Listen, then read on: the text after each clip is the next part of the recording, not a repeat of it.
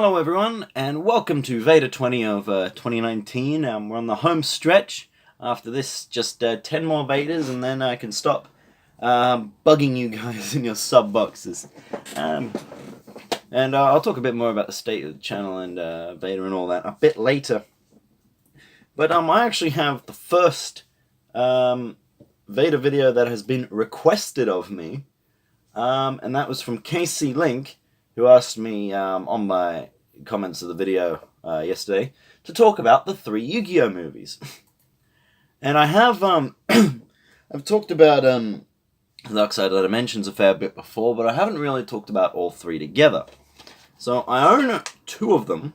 I have this one in a custom white case, so like it's not just movies that I put in custom cases, but I thought, this movie is really Kaiba's movie, so I put that in a custom white case. And yeah, so here I have. I don't have Bonds Beyond Time. I want to eventually get the triple Blu-ray pack, but from what I saw when I actually went to see this one at the cinema, which is another story, the Blu-ray master is just an up-res of the DVD master. It wasn't a proper film transfer. But we'll get on to that later. Now, a lot of people have already compared all 3 movies together, X the Dark One. But I thought I'd kind of do the whole story, start from the beginning, and just tell you a bit about Yu-Gi-Oh! So, I was big into Yu-Gi-Oh! Growing up all the way back from 2002. I was part of the OG generation. I was 5 years old. No, I was 4 years old for the majority of 2002. So I was actually 2 years below the recommended age for Yu-Gi-Oh! And of course nobody knew how to play the game. Pardon me, doesn't it? Oh, I don't know what's happening today.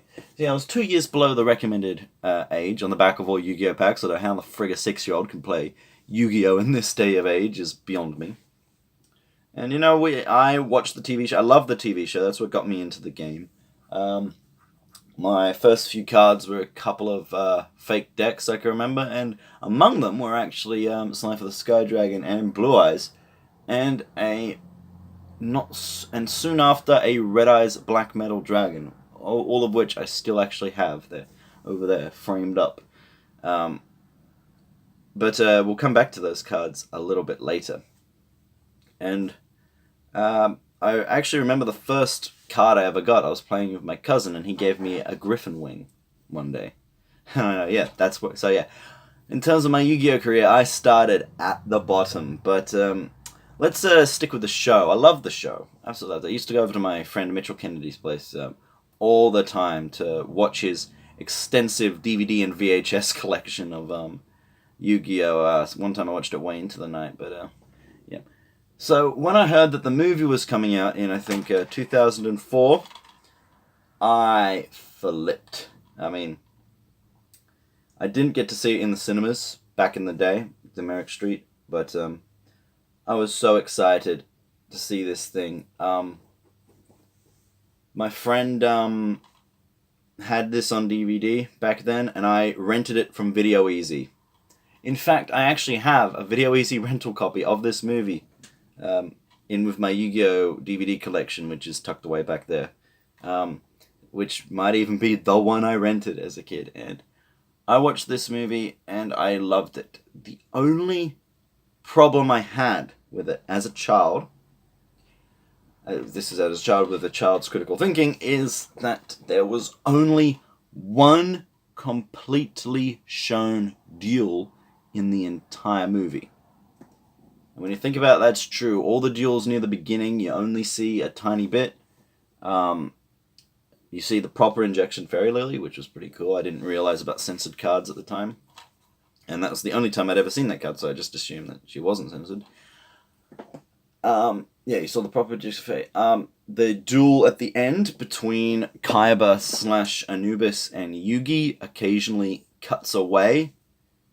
So you don't really see the whole thing, I think. I think you miss a tiny bit. A couple cards unaccounted for. They even miss a line if you actually watch the Yu-Gi-Oh! Thing. Yugi plays Mirror Force face down during that duel, and when it's destroyed, his lips move, and in the Japanese version, he says, "Oh no, my Mirror Force," or something to that effect. But we never find out what that card is in English, which was interesting. But yeah, the only duel you see fully is Kaiba versus Pegasus, which is a good duel, you know. Tunes versus XYZ. That's like, the XYZ monsters were really high-profile monsters as kids. So were the Toons. If you had those monsters, you were hot shit. And seeing a duel between those two, and seeing a proper duel between Kaiba and Pegasus was really cool to see. Because we never got to see that in the TV show. We only got to see their Duelist Kingdom one, I'm pretty sure. Which is how we all played the game as kids, but yeah. So yeah, I really like this. I really like the whole Pyramid of Light. I have bought all of the promo cards, which you got to see if you go into this movie, and I have a full exclusive pack 1. Obviously not Card of Sanctity, but yeah. So I have all the merchandise with this movie. I actually considered buying a large 80cm poster of the German movie because it was available on eBay, but I didn't. Over the years, however, watching this movie, it's not paced as well. The visuals are gorgeous, absolutely gorgeous for Yu-Gi-Oh! Of the era. But even on the cover, you can see Yami's a little bit off model, which is unfortunate. A lot better on the rear cover. And yeah, as I said, the pacing isn't as good.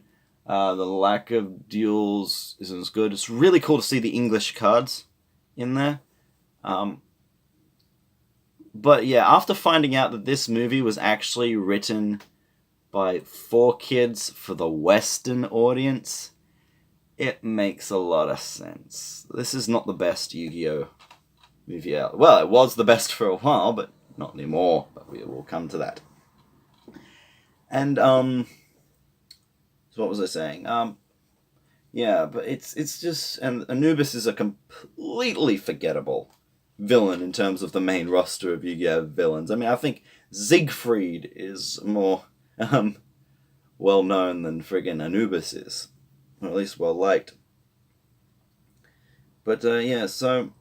However, my opinion of this movie changed when I went to see it in cinemas. For some reason, substantially after the release of this thing, they decided to re-release Yu-Gi-Oh! The Pyramid of Light for actually a couple weeks. They said it was only going to be 1 week, but it ended up running for a couple weeks at Event Cinemas. No, Greater Union. Yeah, Greater Union Cinemas. And I went to go see it with my girlfriend. We were there in a cinema. There was one guy who was there. It was one guy and us. So he was probably pretty disappointed. He thought he was going to get a private show, but he didn't. And I sat there, and Harmony, my girlfriend, knowing nothing about Yu-Gi-Oh!, just sat there and watched me smile, because Yu-Gi-Oh! Is just so entrenched in my childhood that sitting there watching what I even knew to be one of the worst storylines of the original 5 seasons, I was smiling from ear to ear. I was loving it, you know, to have that sound system, to have everything just encapsulating you. To see those monsters on the big screen, man, I don't know. This movie that's actually pretty crappy to watch on just your normal TV. And even though the version they had, it was distracting because you could see all the aliasing because they just up-res the 480p DVD. It was a very clear image, but it was just up-res. It was a magical. It was a magical... How long is this movie? 16:09 transfer. 86 minutes. Shorter than I thought. But this could have been a 2-hour movie if they'd pushed it a little bit more. And yeah. And another quick story to this movie. Around about 2012, 2013, I was on the iTunes store. I wanted to get You're Not Me. You're Not Me being one of the best songs in all of Yu-Gi-Oh! Let's face it, it's a freaking awesome song. But here's the thing, the Yu-Gi-Oh! Soundtrack didn't have You're Not Me. Everybody in the comment, at least on the iTunes store, they had all the other ones, they didn't have You're Not Me, which is the one song that actually appears in the movie. And all the comments were, add You're Not Me, add You're Not Me, this is ridiculous, da da da. And they did! They listened, and like a month later, they added You're Not Me to the soundtrack. You can't get the soundtrack on iTunes anymore, at least. Not the last time I checked. But I bought it, and I downloaded it, and I have it, and... it's an awesome song, isn't it? A quick note, I did have watched this movie in also German and Japanese, just for lols. The Japanese version, I think, is not as good, simply because the music doesn't fit. This is a heavily Egypt-focused storyline. It was written to suit the look and feel of the Western show, not the Japanese show. They did edit in a bunch of stuff for the Japanese one, but not as good. Oh, just one more quick fact of trivia. I do need to start moving a bit quicker, though. Blue Eyes Shining Dragon was released with this movie. It was not summonable for about a year because Blue Eyes Ultimate Dragon hadn't actually been released in the West, which is something that not everyone realizes. Next we move on to the next film was Yu-Gi-Oh! Bonds Beyond Time. I've watched that film once in its entirety. It was on YouTube for a short time. I don't know if there's still a version of it on YouTube, but I watched it once as soon as I could. I think it was actually in class. I managed to sneak a watch of most of it, and there's not much I can say. I really enjoyed it. It was designed as an anniversary, an idea to bring the then 3 Yu-Gi-Oh! Protagonists. This was before Zexals, like just before Zexals. Early stuff had been released, so it was quite a fast-paced. It was a really active time in the Yu-Gi-Oh! Community. We'd just gotten synchros, which had sped up the game enormously. We'd just gotten Xyz monsters. Pardon me. Yeah, Xyz monsters, which were really speeding up the game. The game was changing, and it was changing into something that I was finding it difficult at the time to get behind. I never used synchros until Xyz were out. I barely used Xyz until pendulums were nearly out. To this day, I've never ran a deck with pendulums. It's not my Yu-Gi-Oh! And you can call me stupid for it, but I liked what they've done with Link Monsters, but moving on. And I watched it, and there were a couple goofy moments. I think they did a pretty good job of creating a reason to bring the 3 protagonists together. A lot of nods in there. The death of Maximilian Pegasus was a pretty crazy direction to go. Seeing big grown-up Yugi was pretty cool. How they show the spirit of the Pharaoh in there, that's kinda... that doesn't work in with canon in either the manga or the show. So I think it's really just supposed to be treated as a bit of license, as a bit of fun. And I can do that. I can deal with that. I can deal with Yummy Yugi, asking, what's a synchro summon? That's pretty good. But, there's kind of a pathway to it in there, but moving on. Oh, I'm terrible there. One thing I have watched, 10 or 15 times, though, is the Bonds Beyond Time abridged movie. I've watched that so many times. I had that downloaded on my phone back when Yu-Gi-Oh! Abridged was, back when that was a podcast, if anybody remembers that. I think I did that all the way up until the end of Season 3. I don't know if Season 4 was ever put on as a podcast, but yeah, I downloaded that. I watched the hell out of that. I listened to the songs and Shady Vox and freaking, I watched that so many times. Synchro, what? Synchro summon. What summon? Synchro summon. What? Oh my god, that movie was brilliant. The abridged movie of this, I think, has aged pretty poorly. It was one of Little Karibo's earlier works, and it just hasn't really stood up to the test of time. Yeah, I love the Bonds Beyond Time abridged movie, and I think they did a lot of stuff really cool. I hope after Little Karibo is done with Yu-Gi-Oh! Abridged, he moves on to 5D's abridged. That would be amazing. But unfortunately, 1/3 of that movie is the creative team isn't there. Shady Vox, no, not Shady Vox. X the Dark One announced not long ago that Yu-Gi-Oh! GX Abridged is over, and that's unfortunate. He at one point promised us 2 more episodes. Now he's saying it's over. That's it's a pity. But yeah, moving on. Then there was quiet for a long time. Now that would have been the first time we'd seen any Yu-Gi-Oh! In a while. Then came 2016. The 20th anniversary of Yu-Gi-Oh! And a trailer dropped for this. as soon as I heard about this, holy crap, I watched the Japanese I watched every trailer I could the day it came out. I was so up in on the news for this movie. I watched those trailers, I got goosebumps. Just seeing that and seeing, you know, that thing of like Pharaoh walking down the steps, and then, you know, he smiles and oh, it was just what a time to be alive as a Yu-Gi-Oh fan. At that point, I hadn't actually watched up to season 5 of Yu-Gi-Oh. As a child, I'd only seen snippets of season 5 stuff. And I'd mainly only watched up to the completion of season 3. But I knuckled down and I watched up to season 5 for this thing.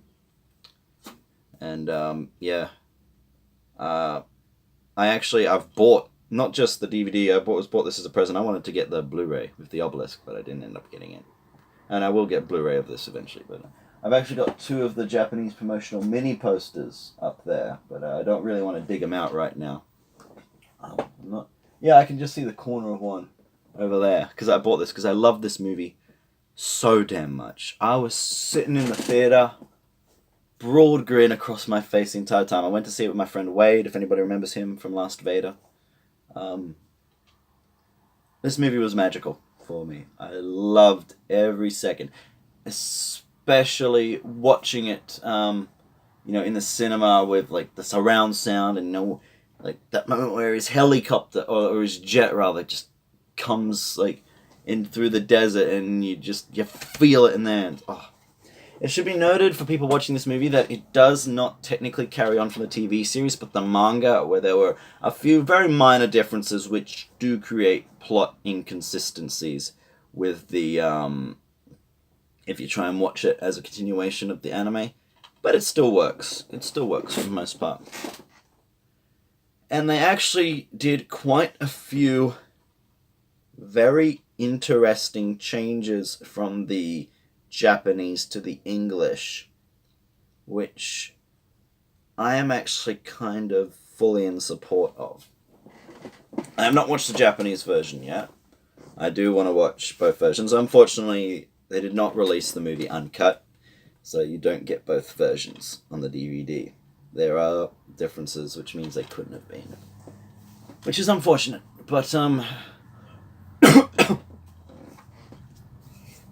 this movie definitely knows that Yu-Gi-Oh! Bridged exists.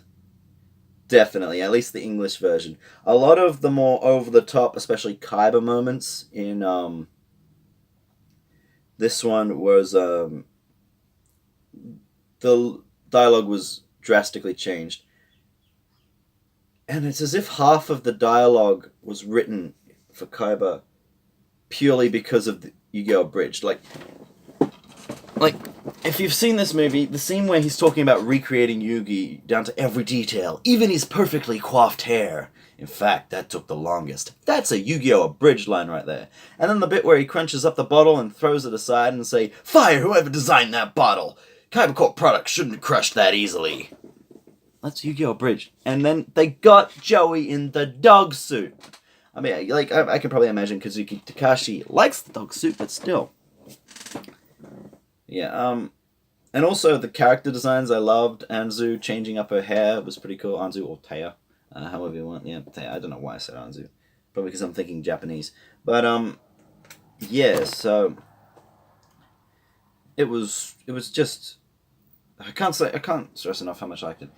I love the character redesigns. It was awesome to hear the full voiced cast come back. And the music choices in the English version of this, they're straight out of Music to Duel By. I have 2 copies of the Music to Duel By CD. I've got one up there and one down there. I might talk about that a bit later if people want to hear more Yu-Gi-Oh! Stuff. I've been mostly talking about video game stuff this entire VEDA, but if people want more Yu-Gi-Oh! Stuff, I'll talk about it. Like that moment that they opened the movie, the movie proper, with Joey riding on a bike, late for school, because of course he is, picking up Tristan, while the background music for I'm Back is playing. Oh, perfect. Oh my god, it was. This movie is so good. I've had to actually watch it again. I'm scared to watch it again because I'm scared if I'm watching it on my normal TV, I won't like it as much. But um, the one thing that maybe wasn't as welcome was the cubics. The cubics weren't as interesting of a dual introduction as Malefic monsters was. Malefics were huge because it was the idea of bringing out these cool effects on special summon just from having them in your extra deck. So that was really powerful. I ran Malefic Stardust Dragon back in the day. A lot of people ran Malefic Cyber End. Um, and the idea of the Malefic world, it fit more into an anniversary of Yu-Gi-Oh! Because it was standard cubics and that weird, well, I can't remember what they called it, that weird sort of speed door thing. That wasn't as welcome to me. I would have rather just more duels, but at the end of the day, it fit. They tied it into Shady and into the main series very well, I feel. And they did some interesting mechanics of how to introduce a villain quickly. And I love that they. A lot of people would be on the fence about, the use of the different looking Blue Eyes White Dragons and Dark Magicians, but at the end of the day, that's what Kazuki Takashi wanted to do back in the day, but he couldn't make them black because black on black wouldn't work for a black and white manga, so he made them purple. So I'm fine with them switching him back to the anniversary edition cards. But yeah, ultimately, this is a really cool movie. I can't wait to see what Little Karibo does with it. I don't know if he'll probably do it after season 5 as that's starting up, but remember season 4 felt really short with Little Karibo because he didn't take a massive hiatus in the middle of it. But like he did with season 3 and season 2 and 1 what time ago, but season 4 took like 5 years. So season 5 is going to take a while unless that guy gets some serious Patreon funding. But yeah, I can't wait to see what he does with this. And this is probably one of my favorite anime movies of all time. And as I said before, it's really Kaiba's movie, I felt. That's why I put it in a white case. Oh, and how about the bods that he gave freaking Yami and Kaiba? They are so friggin' ripped. Hey. Also, love the ending. Just gotta say, love the ending. I think that ending is perfect. It perfectly takes Kaiba's character to its zenith of what we remember Kaiba be. That's what, especially in the English version, these characters are portrayed as what we remember them to be, not necessarily what they were. And I think that is perfect for bringing out that nostalgia. Kaiba's over the top and just as a quick spoiler, I'm not going to say anything else important. I've just one more point, and then I'm going to do my best outro. So if you don't want to be spoiled on a huge moment in this movie, just stop watching now. Go watch the friggin' movie. But that moment at the end, where Yugi puts the piece in the puzzle, nothing happens, was so powerful to me. Like that idea. And then the moment where Yami just comes back and wordlessly just destroys the enemy. And he never says a word. Dangreen never says a word in Yugi. Well, he does earlier, but they just look at each other. And you can feel the connection that Yugi and the Yami have. I mean, they shared a body for, however long. And, an anime these days would make that idea really weird. Yu-Gi-Oh! Was kind of the last anime to not make that weird. And that is really interesting. I mean, they had a bit of fun with it with the date episode, but that's about as far as they went. And you can feel that connection. And that is kind of like... And I only just kind of realized this now. It's like us looking, like, Yugi saying, like, we want back the original Yu-Gi-Oh! And, like, we want the game to go back to where it was, or people who like the original, like, it's saying that, like, you can't have that back. Like, it's gone, it's done, it's older, we're moving forward. And you can have stuff like this. And yeah, and then when Yami does come back, it's like this movie, it's saying, yeah, there's still a connection. You know, you can look back at all this. You're still connected. You still love Yu-Gi-Oh! And that's kind of, well, I don't know if it's saying that to you, but it's what it says to me. He's hoping for a Yu-Gi-Oh! VR game in the future. But yeah, those are my thoughts on the 3 Yu-Gi-Oh! Movies. I'm not counting Capsule Monsters. A, because Capsule Monsters is... and B, I haven't seen Capsule Monsters. I've only actually seen the 3 episodes of Capsule Monsters. But, yeah, so that was the 3 Yu-Gi-Oh! Movies. You know, please comment on what you thought of the Yu-Gi-Oh! Movies. Comment, do you want me to keep saying some stuff about Yu-Gi-Oh! I really want to talk a bit about my collection at some point. Or do you really not care about Yu-Gi-Oh! Just stick to the video game stuff and all that. So yeah, please comment. Today is Saturday. Yeah, today's Saturday. Tomorrow's Sunday, so I'll be staying on that. And then on Monday, as usual, hopefully, if I can get it done in time, we will have the Weekly Collections video. And we have a really interesting thing happen with the I'm looking at it now, happen with the collections video this week. So it'll be an interesting video. You'll want to tune in for that one. But yeah, see you next time, guys.